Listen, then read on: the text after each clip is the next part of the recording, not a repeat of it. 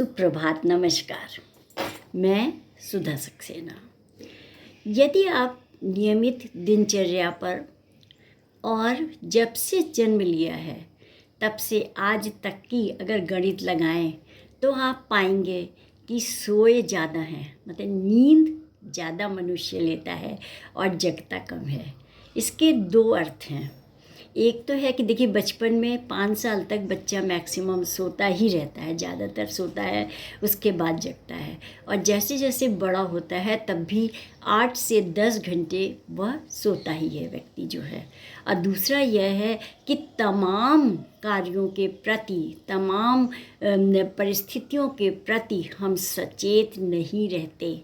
अर्थात कि आँखें तो हमारी सोती ही हैं, मस्तिष्क भी हमारा कभी कभी या बहुत सारी स्थितियों में सोता हुआ ही कहा जा सकता है।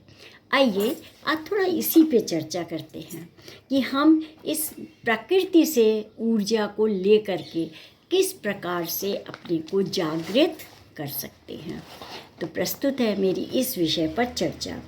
अंधकार व्यापक है प्रकाश की अपेक्षा, क्योंकि अंधकार अधिक काल तक रहता है।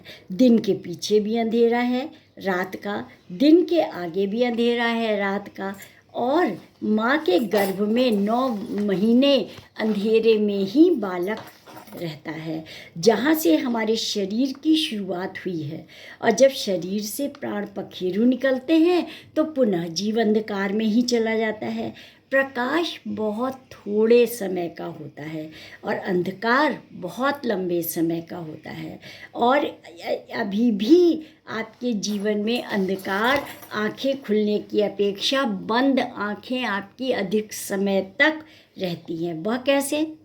नींद में आप किसी दिन बैठकर गणित लगाइए कि आपकी आंखें अधिक देर तक बंद रही हैं या रहती हैं, या आपकी आंखें अधिक देर तक खुली रही हैं या रहती हैं।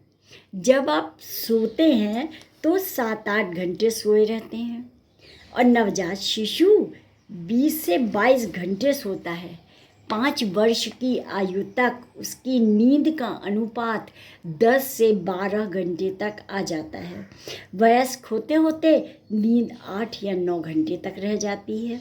और जैसे ही आप अपनी जिम्मेदारियों और विकास की ओर बढ़ते हैं, वैसे वैसे नींद का समय कम होने लगता है और फिर वह औसतन 6 से 8 घंटे रह जाता है, यानी कि 6 से 8 घंटे उस समय में हम सब सोते हैं।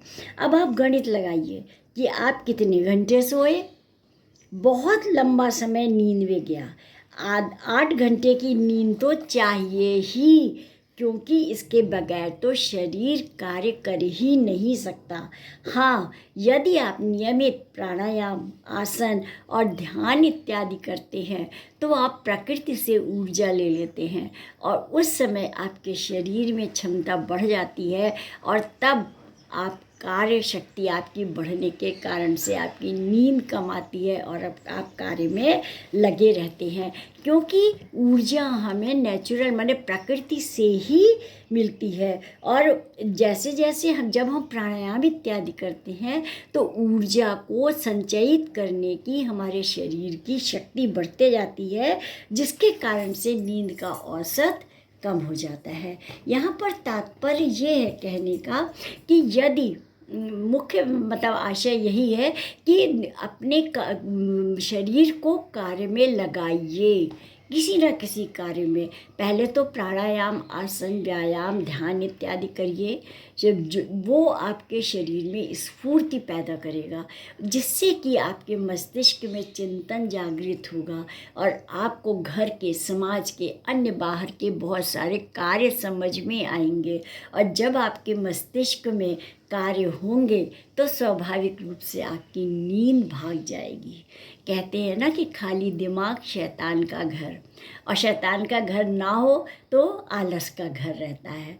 तो इस प्रकार से यदि हम देखें तो प्रकृति से ऊर्जा लेने का और अपने शरीर को नियमित रूप से क्रियान्वित करने का तरीका ही ये है कि आप नियमित प्राणायाम व्यायाम इत्यादि करते हुए अपने मस्तिष्क को नियंत्रित और संचालित रखिए। विचार आएंगे और विचार आपके शरीर को हृष्ट पुष्ट और स्फूर्ति देंगे, तो आप अपने जीवन में निरंतर सफल होते जाएंगे।